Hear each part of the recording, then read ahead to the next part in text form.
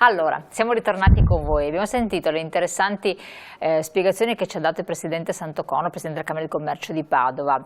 Adesso, permette Taurino, Presidente, Prego, mi collego con lasciamo lo spazio a Giovanna. la Presidente di Federconsumatori, dopo appunto ci sarà anche lo spazio, che potete interagire poi tra l'altro. Certo. La cosa interessante che è emersa è che voi, come associazione di consumatori, adesso ci parlerete anche del progetto, partecipate al sistema camerale delle Camere di Commercio.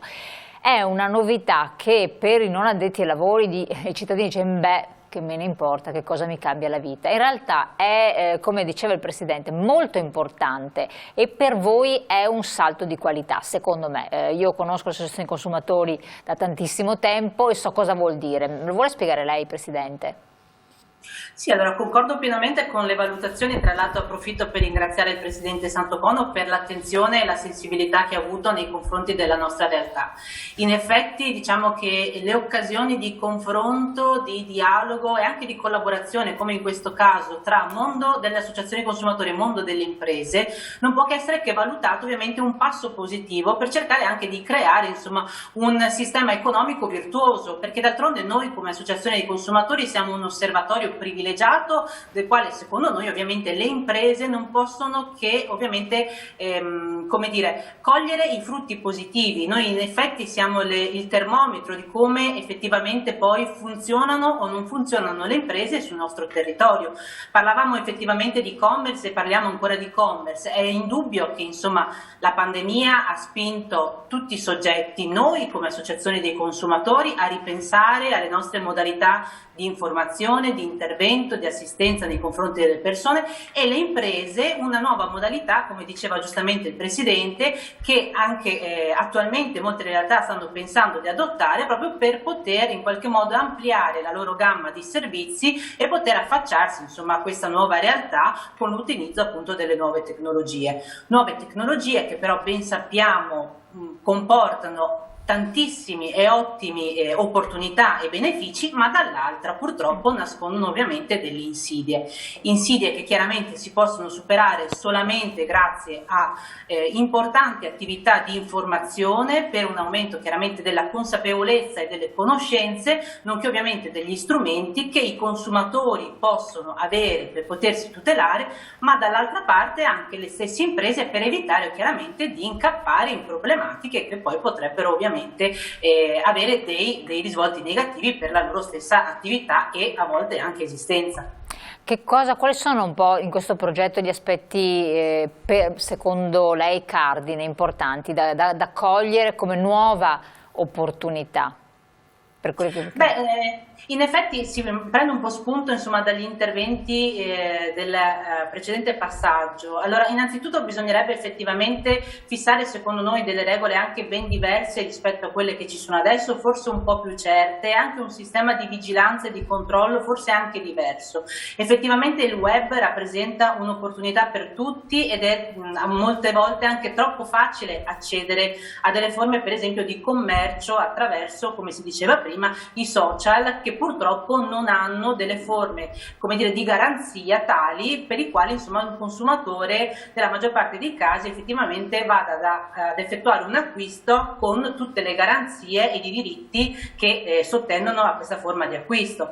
Ci sono molti casi in cui, come si diceva prima, molte aziende si sono strutturate nella vendita utilizzando i propri siti web e parallelamente anche utilizzando insomma i canali di comunicazione che sono offerti dai social. Parlo di Facebook, piuttosto che Twitter, Instagram e quant'altro. È chiaro che però l'affidabilità di una società, come abbiamo avuto modo di dire anche in altre occasioni, si misura secondo vari parametri. Uno dei parametri è innanzitutto la verifica che effettivamente questo soggetto che si pone sul mercato abbia delle determinate caratteristiche. Noi consigliamo sempre per esempio di effettuare la cosiddetta visura camerale per vedere effettivamente il soggetto, che in questo caso sarebbe la nostra controparte, e quali sono le caratteristiche, se è iscritto alla Camera di Commercio, e ovviamente quali sono, come si diceva prima, insomma, le caratteristiche di questa azienda. Ecco, io la interrompo un attimo, Presidente. Lei ha detto una cosa costante, la visura camerale, però questo lo fanno i fornitori sostanzialmente per vedere, insomma, grandi acquirenti, no?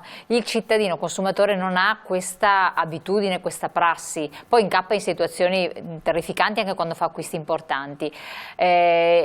Quindi l'interrompo solo un secondo perché ha detto una cosa importante, non perde il filo perché voglio girare la cosa al Presidente Santocono. Visura camerale. Ovvero che cosa? Perché questo è un passaggio che da addetti ai lavori, però devono conoscerlo anche i cittadini. Ovvero c'è una procedura che si chiama Telemaco, con la quale praticamente si digitano i dati dell'azienda che vengono raccolti e si raccolgono tutta una serie di informazioni sia generiche sull'azienda, sui fondatori, sui componenti del consiglio di amministrazione, ma anche si possono avere informazioni anche sui bilanci degli ultimi anni, eccetera, che sono informazioni importanti. Di qualsiasi realtà commerciale operativa sul territorio. Operativa sul territorio è iscritta alla Camera di Commercio, perché è obbligatorio iscriversi alla Camera di Commercio, ricordiamo. E quindi capisco se è in bonus oppure no, insomma, sostanzialmente. Esatto. Cioè vuol dire se è un'azienda reale, se esiste e può. Perfetto, scusi la parentesi. Prego Presidente, riprende il filo del discorso, ma era importante dare un inciso, una spiegazione. Assolutamente sì, e appunto questo è uno dei consigli che appunto diamo noi anche per verificare la solvibilità, la solidità e la reale esistenza appunto di questi soggetti. Dopodiché, ritornando insomma un po' a quello che è il fulcro del progetto che ADOC, che rappresenta noi associazioni dei consumatori all'interno del Consiglio Camerale, ha presentato a Camera di Commercio, è proprio stato spinto sulla volontà e la voglia di aumentare questa insomma sorta di conoscenza e consapevolezza del consumatore nell'approcciarsi e nell'utilizzare lo strumento dato ovviamente dall'e-commerce. Perfetto. ADOC, Presidente Taurino. Cosa è successo per spingervi a questo? C'è stata una leva motivazionale forte, voi siete sempre in prima fila, sempre a contatto come tutte le associazioni consumatori, per carità ognuno nel proprio, e qualcosa vi ha indotto a dire bisogna muoversi, bisogna stanziare anche dei finanziamenti per poter fare qualcosa in un periodo in cui si era, post-Covid, inutile dire siamo ancora in mezzo al Covid, però c'era stata una parentesi importante in cui le persone avevano utilizzato tantissimo la rete, l'avete visto anche voi? Sì, innanzitutto mi corre l'obbligo di menzionare la bontà del lavoro che le associazioni dei consumatori in questi ultimi anni hanno portato avanti, perché molte volte, lo dico al Presidente Santocono, le associazioni dei consumatori sono delle sconosciute, delle realtà sconosciute o poco conosciute almeno. Infatti quando io mi sono approcciato la prima volta, sono entrato in Camera di Commercio come indegno, dico io, rappresentante di tutti i consumatori, e quindi il Presidente Santocono mi ha fatto capire anche oggi che lui parla da consumatore. Lei l'ha rimproverato prima, ha detto parli da consumatore. Era una cosa bonaria. E invece, per dire, proprio per far capire che in effetti ci siamo trovati anche noi molto spiazzati con il Covid, per cui come associazione consumatori abbiamo dovuto riformulare tutta la nostra diciamo, forza di intervento, perché abbiamo capito che forse bisognava cambiare anche rotte e strategie. Io dico la verità, sono da 10 anni ormai che collaboro con la Camera di Commercio a Padova insieme a Federconsumatori, e anche in altri tempi anche c'era di Consumo, Lega Consumatori, che adesso magari sono un po' più defilati, ma il discorso è questo: noi seguiamo sempre un fil rouge, un processo, e stiamo cercando anche di, oltre a aumentare il processo informativo, aumentare quello che sia la formazione del consumatore finale, perché abbiamo visto che gli sportelli che abbiamo raccolgono come i nervi, come il terminale, no? Raccolgono tutte quelle che sono le istanze della gente, ma poi dopo risolverle è un conto, ma poi dopo cercare di portarlo fuori questo messaggio si fa tanta fatica. Allora abbiamo il Presidente Santocono l'ha ricordato anche lei, che effettivamente con la nuova giunta c'è stato anche un riconoscimento non formale soltanto, ma un riconoscimento diciamo anche in sede proprio di Consiglio Camerale della tutela dei consumatori. Quindi io, quando mi sono trovato il mio primo bilancio della Camera di Commercio, essendo inesperto, era la prima volta, mi sono trovato nella torta un pezzettino tutela dei consumatori, al che mi sono girato al presidente e al vicepresidente e ho detto: oh signore, cosa è successo? Adesso devo vedere, devo verificare. E questo tipo anche di coinvolgimento, secondo me, è veramente il passaggio che bisognava fare nelle Camere di Commercio, perché prima eravamo solo rappresentanti, stavamo là, ascoltavamo tutte le istanze di tutti gli iscritti delle Camere di Commercio. In questo momento adesso abbiamo dato, già dal 2018, questo è il secondo anno che noi andiamo in progettazione con la Camera di Commercio di Padova, ma anche nelle altre Camere di Commercio, questo non per negli altri territori, ma anche nelle altre Camere di Commercio, e siamo riusciti a focalizzare 2 o 3 tematiche che sono fondamentali secondo noi per poter avviare quel processo di formazione e anche di revisione anche in base all'avvento dei nuovi media, degli strumenti nuovi, dei mezzi, dell'e-commerce e di quant'altro. Certo, ecco, qua io chiedo una cosa, interrompo un secondo, poi la Presidente poi Fede Consumatori può sempre intervenire. Presidente Santocono, in base a quanto sta dicendo il Presidente Haddock, c'è un passaggio culturale, quindi dice stiamo cercando di fare questo salto culturale di consapevolezza sia di chi vende, per semplicizzare per i nostri telespettatori, sia di chi acquista, compra. Quindi bisogna crescere, diamoci una mossa, bisogna crescere. In Europa però, voi avete anche un occhio, una zampetta anche in Europa, lo sappiamo. Questo passaggio in parte è già stato fatto e le associazioni di consumatori lavorano già a braccetto con le, chiamiamole, camere di commercio che sono molto forti all'estero, molto forti le associazioni di consumatori, molto forti anche le camere di commercio e molto utilizzate. Perché siamo indietro noi?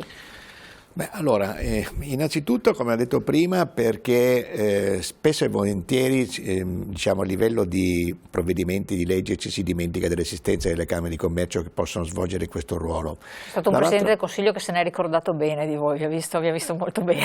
Il Consiglio sì, il nostro Presidente del Consiglio se ne è ricordato molto bene, anche noi siamo stati adesso anche oggetto di specifici provvedimenti, magari poi li racconteremo dopo proprio sul discorso del controllo di quelle che sono la piattaforma del rapporto fra lo Stato e le imprese, eccetera.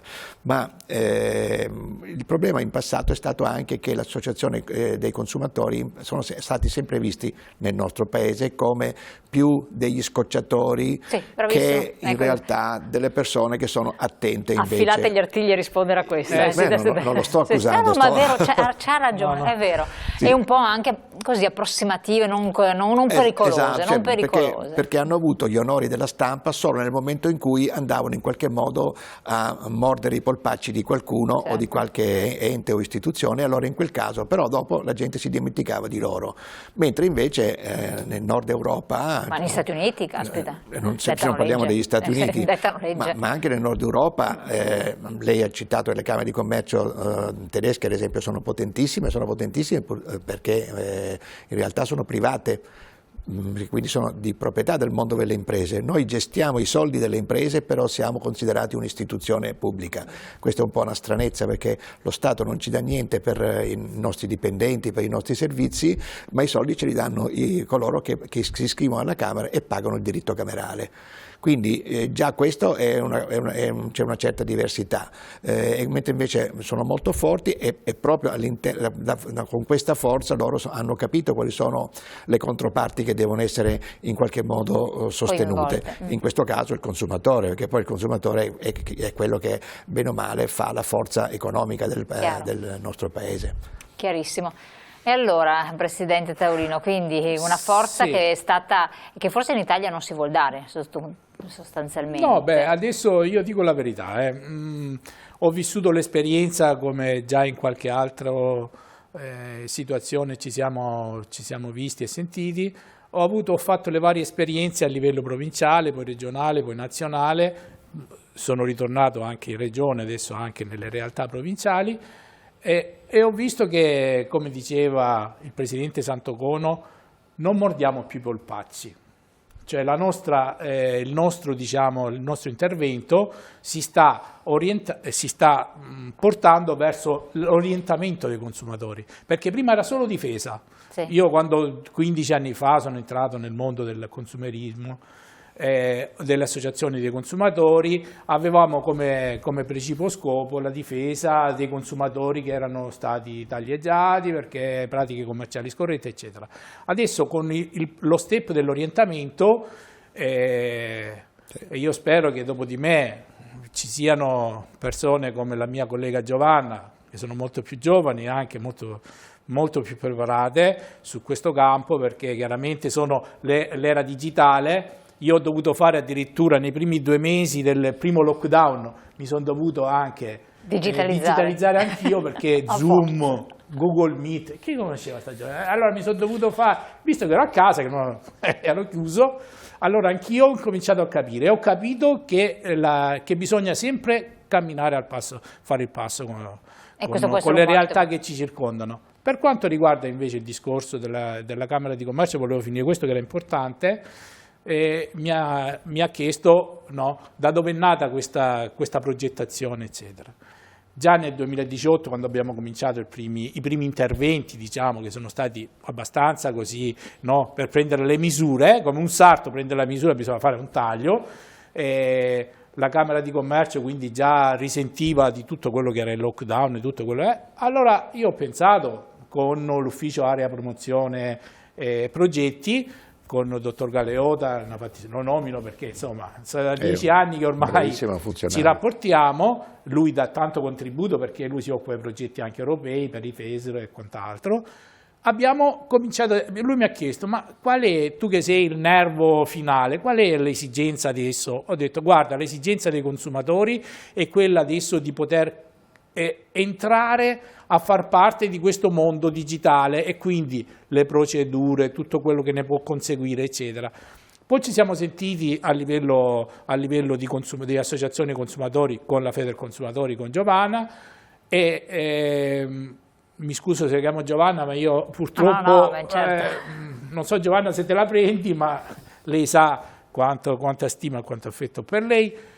Il discorso si è spostato proprio sul cosa possiamo dare in questo momento di lockdown, o anche non lockdown, in quel periodo in cui siamo stati anche un po' liberi, come associazioni dei consumatori.